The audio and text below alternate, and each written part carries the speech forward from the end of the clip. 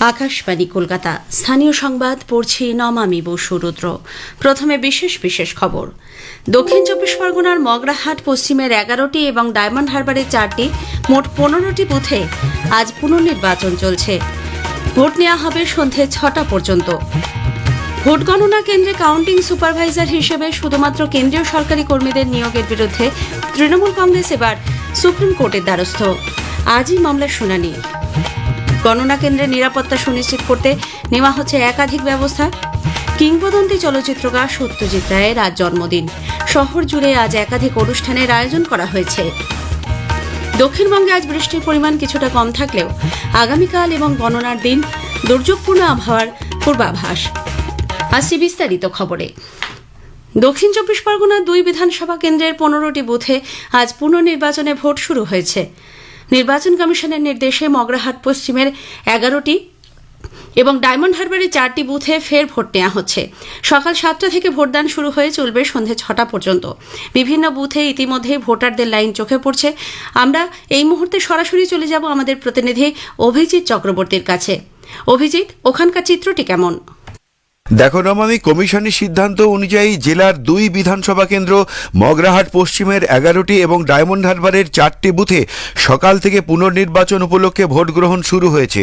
নির্দিষ্ট করে বুথ ভিত্তিক কোনো অভিযোগ ছিল না, তবে সামগ্রিকভাবে ভোট গ্রহণকে ঘিরে গোলমালের অভিযোগকে কেন্দ্র করে জেলার অনেক বুথে দাবি উঠলেও সংশ্লিষ্ট রিটার্নিং অফিসার ও অবজারভারদের পাঠানো তথ্য বিশ্লেষণ করে কমিশন এই 15টি বুথে আবার ভোট করানোর সিদ্ধান্ত নেয়। সকাল থেকে যা খবর পেয়েছি, ডায়মন্ড হারবারের বাগদা জুনিয়র হাই স্কুলে, চান্দা অবৈতনিক স্কুলে, হরিদেবপুর ও রায়নগর, এছাড়া মগরাহাট পশ্চিমের বাহিরপুরিয়া, কুরকুরিয়া স্কুলের 3টি বুথ সহ আরও 9টা কেন্দ্রে ভোট শুরু হয়েছে। এখনো পর্যন্ত কোথা থেকেই কোনো রকম গণ্ডগোলের খবর পাওয়া যায়নি। নমামি। ধন্যবাদ অভিজিৎ।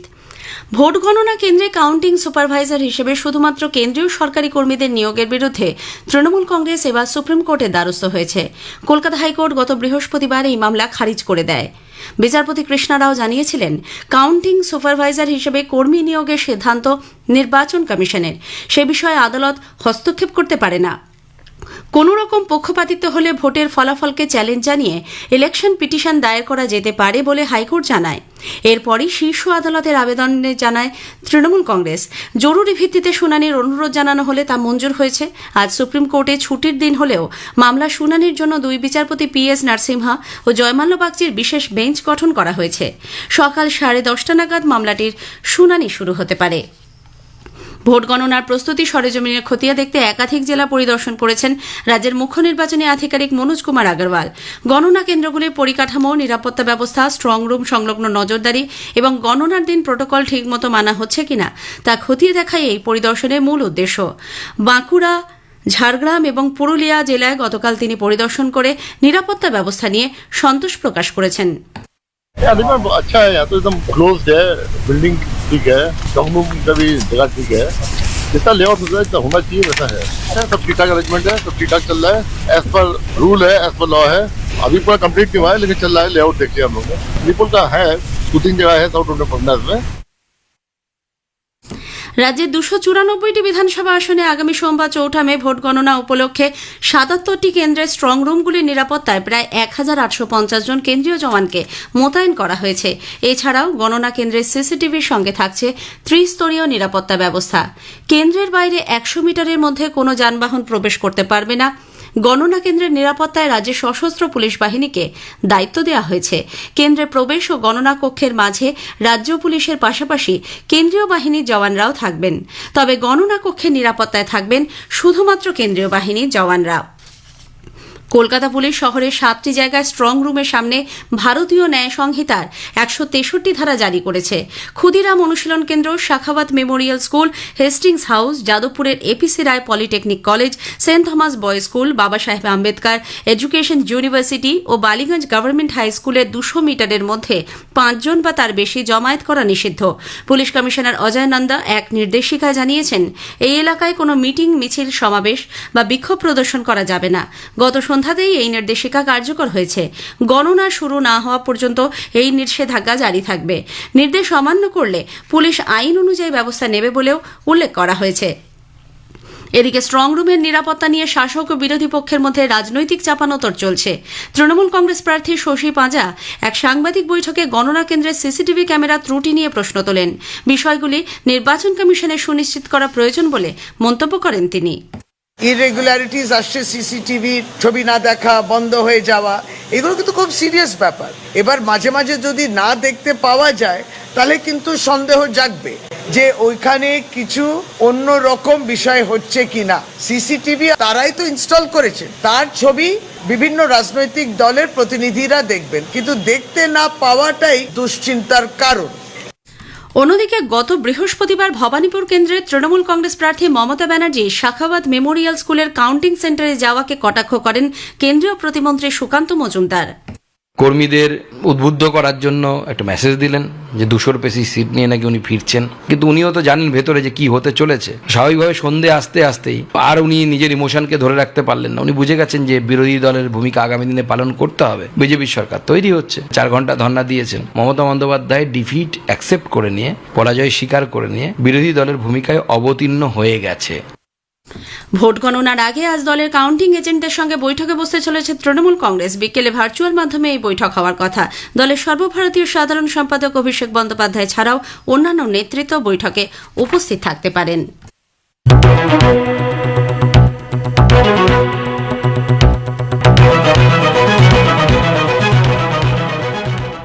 জনমত 2026। জনমত 2026। কারা জিতছে, কারা হারছে, কারা করবে নতুন সরকার, জানতে হলে কান পাতুন আকাশবাণীতে।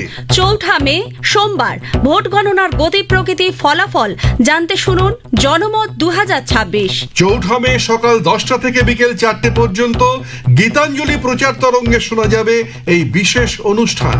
থাকবে নির্বাচনী সংবাদ, বিশেষজ্ঞদের ফলাফল বিশ্লেষণ এবং রাজনৈতিক ব্যক্তিত্বদের মতামত। রাত 8টা 5 থেকে 9টা পর্যন্ত শুনুন জনমত 2026-এর দ্বিতীয় পর্ব। দুটি পর্বই রিলে করবে আকাশবাণীর শিলিগুড়ি, শান্তিনিকেতন ও মুর্শিদাবাদ কেন্দ্র।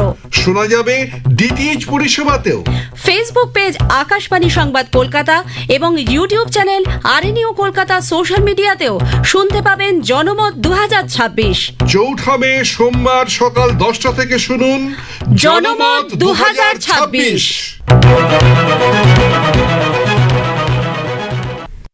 স্থানীয় সংবাদ শুনছেন আকাশবাণী কলকাতা কেন্দ্র থেকে।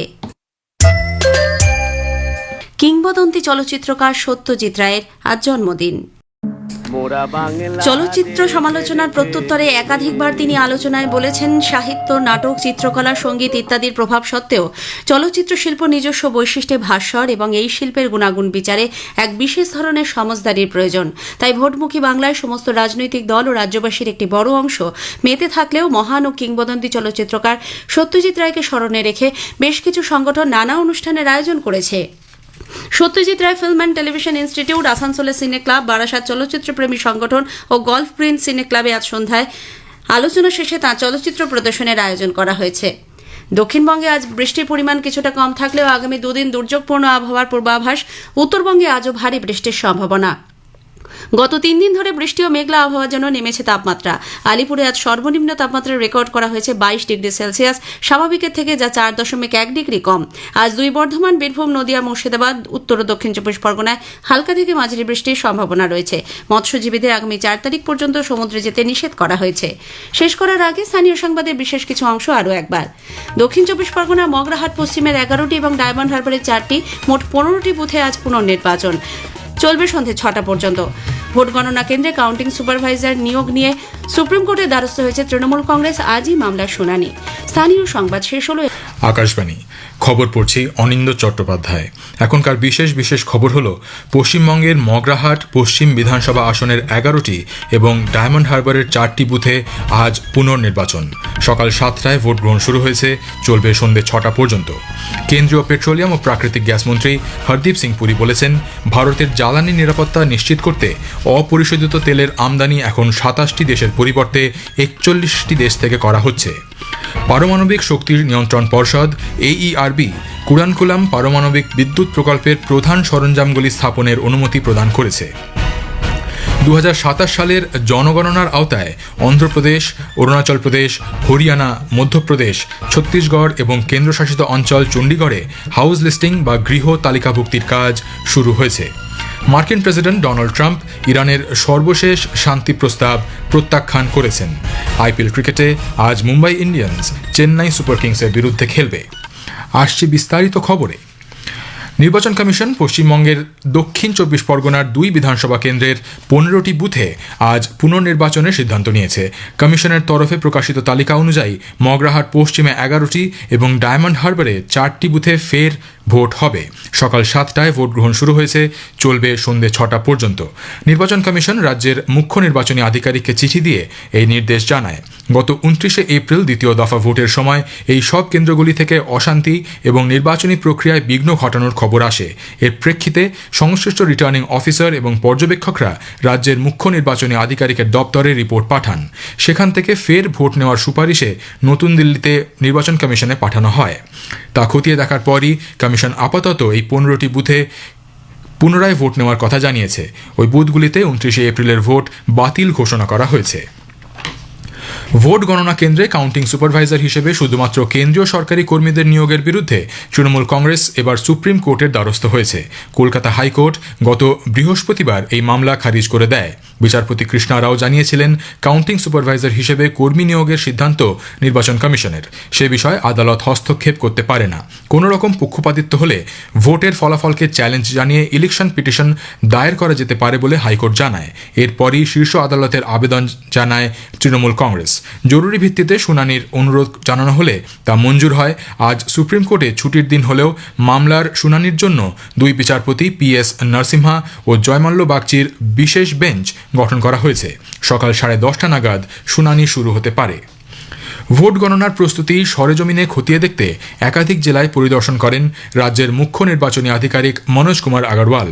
নির্বাচন কমিশনের নির্দেশ অনুযায়ী গণনা কেন্দ্রগুলির পরিকাঠামো, নিরাপত্তা ব্যবস্থা, স্ট্রং রুম সংলগ্ন নজরদারি এবং গণনার দিন প্রোটোকল ঠিকমতো মানা হচ্ছে কিনা তা খতিয়ে দেখাই এই পরিদর্শনের মূল উদ্দেশ্য। গতকাল বিকেলে বাঁকুড়া বিশ্ববিদ্যালয় গণনা কেন্দ্রের স্ট্রং রুম পরিদর্শন করে নিরাপত্তা ব্যবস্থা নিয়ে সন্তোষ প্রকাশ করেন তিনি। সেখান থেকে শ্রী আগরওয়াল বিষ্ণুপুরে KG engineering college strong room ঘুরে দেখেন। পশ্চিমবঙ্গে সোমবারের ভোট গণনার প্রেক্ষিতে নিরাপত্তা ব্যবস্থা জোরদার করা হয়েছে। রাজ্যের 294টি বিধানসভা কেন্দ্রের আওতাধীন 77টি গণনা কেন্দ্রের স্ট্রং রুমগুলির নিরাপত্তা সুনিশ্চিত করতে প্রায় 1850 জন কেন্দ্রীয় নিরাপত্তা কর্মীকে মোতায়েন করা হয়েছে। সিসিটিভি নজরদারির সহায়তায় একটি ত্রিস্তরীয় নিরাপত্তা ব্যবস্থা কার্যকর থাকবে। নির্বাচন কমিশন জানিয়েছে, গণনা কেন্দ্রগুলির 100 মিটারের মধ্যে কোনো যানবাহন প্রবেশের অনুমতি দেওয়া হবে না। গণনা কেন্দ্রের চত্বরের বাইরের নিরাপত্তার দায়িত্বে থাকছে রাজ্যের সশস্ত্র পুলিশ বাহিনীর উপর। গণনা কেন্দ্রের অভ্যন্তরে প্রবেশপথ এবং গণনা কক্ষের দিকে যাওয়ার পথগুলির নিরাপত্তার দায়িত্বে থাকবে রাজ্যের পুলিশ এবং কেন্দ্রীয় বাহিনী উভয়ই। তবে গণনা কক্ষের ভেতরে শুধুমাত্র কেন্দ্রীয় বাহিনীর সদস্যরাই উপস্থিত থাকবেন। রিটার্নিং অফিসার এবং সরকারি পর্যবেক্ষক ছাড়া অন্য কারোর জন্য মোবাইল ফোন ব্যবহার কঠোরভাবে নিষিদ্ধ থাকবে। কলকাতা পুলিশ শহরের 7টি জায়গায় স্ট্রং রুমের সামনে ভারতীয় ন্যায় সংহিতার 163 ধারা জারি করেছে। Khudiram Anushilan Kendra, Sakhawat memorial school, Hastings house, যাদবপুরের APC Ray polytechnic college, saint Thomas boys school, Baba Saheb Ambedkar education university ও বালিগঞ্জ গভর্নমেন্ট হাই স্কুলের 200 মিটারের মধ্যে 5 জন বা তার বেশি জমায়েত করা নিষিদ্ধ। পুলিশ কমিশনার অজয় নন্দ এক নির্দেশিকায় জানিয়েছেন, ওই এলাকায় কোনো মিটিং, মিছিল, সমাবেশ বা বিক্ষোভ প্রদর্শন করা যাবে না। অবিলম্বে এই নির্দেশিকা কার্যকর হয়েছে। গণনা শুরু হওয়া পর্যন্ত এই নিষেধাজ্ঞা জারি থাকবে। নির্দেশ অমান্য করলে পুলিশ আইন অনুযায়ী ব্যবস্থা নেবে বলেও উল্লেখ করা হয়েছে। আগামী 4 মে সোমবার বিধানসভা নির্বাচনের ভোট গণনার দিন আকাশবাণী কলকাতার সংবাদ বিভাগ সকাল 10টা থেকে বিকেল 4টে পর্যন্ত গীতাঞ্জলি প্রচার তরঙ্গে বিশেষ নির্বাচনী অনুষ্ঠান জনমত 2026 সম্প্রচার করবে। এর দ্বিতীয় পর্ব শোনা যাবে রাত 8টা 5 থেকে 9টা পর্যন্ত। নির্বাচনী সংবাদের পাশাপাশি এতে থাকবে ভোট গণনার গতি প্রকৃতি, ফলাফল বিশ্লেষণ ও রাজনৈতিক ব্যক্তিত্বদের মতামত। আকাশবাণী শিলিগুড়ি, শান্তিনিকেতন ও মুর্শিদাবাদ কেন্দ্র 2টি পর্বই রিলে করবে। এছাড়া DTH পরিষেবা, ফেসবুক পেজ আকাশবাণী সংবাদ কলকাতা এবং YouTube channel RNU Kolkata social মিডিয়াতেও জনমত 2026 শোনা যাবে। কেন্দ্রীয় পেট্রোলিয়াম ও প্রাকৃতিক গ্যাস মন্ত্রী হরদীপ সিং পুরী বলেছেন, বিশ্বব্যাপী জ্বালানি সংকটের মধ্যে ভারতের জ্বালানি নিরাপত্তা নিশ্চিত করতে অপরিশোধিত তেল এখন 27টি দেশের পরিবর্তে 41টি দেশ থেকে আমদানি করা হচ্ছে। দক্ষিণ গুজরাটে অনুষ্ঠিত ভাইব্রেন্ট গুজরাট আঞ্চলিক সম্মেলনে তিনি বলেন, এই সংকট মোকাবিলায় দীর্ঘমেয়াদী পরিকল্পনা অত্যন্ত গুরুত্বপূর্ণ ভূমিকা পালন করেছে। অভ্যন্তরীণ উৎপাদন বৃদ্ধির বিষয়ে তিনি জানান, শোধনাগারগুলিতে এলপিজি উৎপাদন প্রায় 60% বৃদ্ধি পেয়েছে। এর ফলে দৈনিক উৎপাদন 36,000 মেট্রিক টন থেকে বেড়ে বর্তমানে 54,000 মেট্রিক টন হয়েছে। জ্বালানির ক্রমবর্ধমান দামের প্রভাব থেকে সাধারণ গ্রাহকদের সুরক্ষা দিতে সরকারের নেওয়া বিভিন্ন পদক্ষেপের কথাও উল্লেখ করেন তিনি। পারমাণবিক শক্তি নিয়ন্ত্রণ পর্ষদ AERB কুরানকুলাম পারমাণবিক বিদ্যুৎ প্রকল্পের 5 ও 6 নম্বর ইউনিটে প্রধান সরঞ্জামগুলি স্থাপনের অনুমতি প্রদান করেছে। এই অনুমোদনের ফলে nuclear power corporation of India limited এখন reactor, pressure vessel, steam generator এবং কুল্যান্ট পাম্পের মতো গুরুত্বপূর্ণ যন্ত্রাংশগুলি স্থাপনের কাজ শুরু করতে পারবে। AERBর নির্ধারিত নিরাপত্তা মানদণ্ড অনুযায়ী নকশা যাচাই এবং 2021 সালের এপ্রিল মাসে দেওয়া ফার্স্ট পোর অফ কংক্রিট অনুমতির পর থেকেই নির্মাণ কাজের অগ্রগতি মূল্যায়নের ভিত্তিতেই এই সিদ্ধান্ত নেওয়া হয়েছে। উল্লেখ্য, এই ইউনিটগুলি AERB এর নিরাপত্তা বিধি অনুযায়ী অত্যাধুনিক সব ব্যবস্থা গ্রহণ করা হয়েছে। তামিলনাড়ুর তিরুনেলভেলিতে অবস্থিত কুরানকুলাম প্রকল্পটি রাশিয়ার সহযোগিতায় নির্মিত হচ্ছে। ভারতীয় রিজার্ভ ব্যাংক জানিয়েছে, বাজারে প্রচলিত 2000 টাকার নোট প্রত্যাহারের ঘোষণার পর এখনও পর্যন্ত 98% বেশি নোট ফেরত নেওয়া হয়েছে। উল্লেখ্য, 2023 সালের 19 মে RBI 2000 টাকার নোট বাজার থেকে তুলে নেওয়ার ঘোষণা করেছিল। 2027 সালে জনগণনার আওতায় অন্ধ্রপ্রদেশ, অরুণাচল প্রদেশ, হরিয়ানা, মধ্যপ্রদেশ, ছত্তিশগড় এবং কেন্দ্রশাসিত অঞ্চল চণ্ডীগড়ে হাউস লিস্টিং বা গৃহ তালিকাভুক্তির কাজ শুরু হয়েছে। এর আগে এই রাজ্য ও কেন্দ্রশাসিত অঞ্চলগুলিতে 15 দিনের সেলফ এনুমারেশন বা স্বগণনার সময়সীমা নির্ধারিত ছিল, যা গতকালই শেষ হয়েছে। কেন্দ্রীয় স্বরাষ্ট্র মন্ত্রক জানিয়েছে, অন্ধ্রপ্রদেশ ও মধ্যপ্রদেশ সহ যে রাজ্যগুলিতে তৃণমূল স্তরে কাজ শুরু হয়েছে, সেখানে আগামী 30 মে পর্যন্ত প্রশিক্ষিত গণনাকারীরা বাড়ি বাড়ি গিয়ে তথ্য সংগ্রহ করবেন। খবর শুনছেন আকাশবাণী থেকে। মার্কিন প্রেসিডেন্ট ডোনাল্ড ট্রাম্প ইরানের সর্বশেষ শান্তি প্রস্তাব প্রত্যাখ্যান করেছেন। এর ফলে মার্কিন যুক্তরাষ্ট্র ইরানের মধ্যে তৈরি সমস্যা সমাধানের সম্ভাবনা নিয়ে সংশয় তৈরি হয়েছে। উল্লেখ্য, ইরান গতকাল পাকিস্তানি মধ্যস্থতাকারীদের কাছে সংশোধিত শান্তি প্রস্তাব জমা দেয়। ট্রাম্প বলেছেন, নতুন শান্তি প্রস্তাবে ইরান এমন কিছু শর্ত আরোপ করেছে যা মেনে নেওয়া ওয়াশিংটনের পক্ষে সম্ভব নয়। ইরানের সরকারি সংবাদ সংস্থাগুলি জানিয়েছে, সে দেশের নেতৃত্ব পরিস্থিতি মোকাবিলায় সক্রিয় রয়েছে। অন্যদিকে লেবাননে ইসরায়েলি হামলায় 2 শিশুসহ 30 জন মারা গেছে বলে খবর। এর ফলে মার্কিন যুক্তরাষ্ট্রের মধ্যস্থতায় হওয়া যুদ্ধবিরতি চুক্তি লঙ্ঘন নিয়ে উদ্বেগ বেড়েছে। দক্ষিণ লেবাননের টায়ার শহরের অসামরিক পরিকাঠামোতে ইসরায়েল হামলা চালিয়েছে। সীমান্ত সংলগ্ন এলাকা থেকে বাসিন্দাদের সরে যাওয়ার নির্দেশ দেওয়া হয়েছে। হোয়াইট হাউস কংগ্রেসের কাছে পাঠানো এক চিঠিতে জানিয়েছে, পশ্চিম এশিয়ায় মার্কিন সশস্ত্র বাহিনীর উপস্থিতি সত্ত্বেও ইরানের সঙ্গে শত্রুতার অবসান ঘটেছে। প্রসঙ্গত, ইরানের বিরুদ্ধে যুদ্ধ চালিয়ে যেতে কংগ্রেসের অনুমোদন নেওয়ার 1 মের সময়সীমাকে এড়িয়ে যাওয়ার জন্যই এই সিদ্ধান্ত। চিঠিতে ট্রাম্প বলেন, যুদ্ধ এখন পুরোপুরি শেষ নাও হতে পারে। 1973 সালের ওয়ার পাওয়ার্স রেজলিউশন অনুযায়ী যুদ্ধ শুরু করার 60 দিনের মধ্যে কংগ্রেসের যুদ্ধ ঘোষণা বা সামরিক শক্তি ব্যবহারের অনুমতি নেওয়া বাধ্যতামূলক। IPL ক্রিকেটে আজ মুম্বাই ইন্ডিয়ান্স চেন্নাই সুপার কিংসের বিরুদ্ধে খেলবে। চেন্নাইয়ের M.A. চিদম্বরম স্টেডিয়ামে খেলা শুরু হবে সন্ধ্যে 7:30টায়। অন্যদিকে গতকাল জয়পুরের সোয়াই মানসিং স্টেডিয়ামে দিল্লি ক্যাপিটালস 7 উইকেটে রাজস্থান রয়্যালসকে হারিয়ে দিয়েছে। এই জয়ের ফলে দিল্লি পয়েন্ট তালিকায় 6ষ্ঠ স্থানে উঠে এলো। অন্যদিকে 10 ম্যাচের মধ্যে 6টি জিতে রাজস্থান রয়্যালস 4র্থ স্থানে রয়েছে।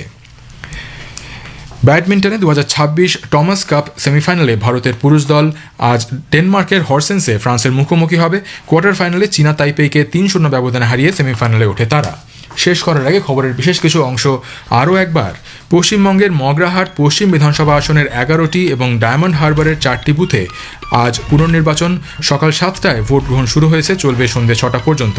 কেন্দ্রীয় পেট্রোলিয়াম ও প্রাকৃতিক গ্যাস মন্ত্রী হরদীপ সিং পুরী বলেছেন, ভারতের জ্বালানি নিরাপত্তা নিশ্চিত করতে অপরিশোধিত তেলের আমদানি এখন 27টি দেশের পরিবর্তে 41টি দেশ থেকে করা হচ্ছে। খবর শেষ হলো।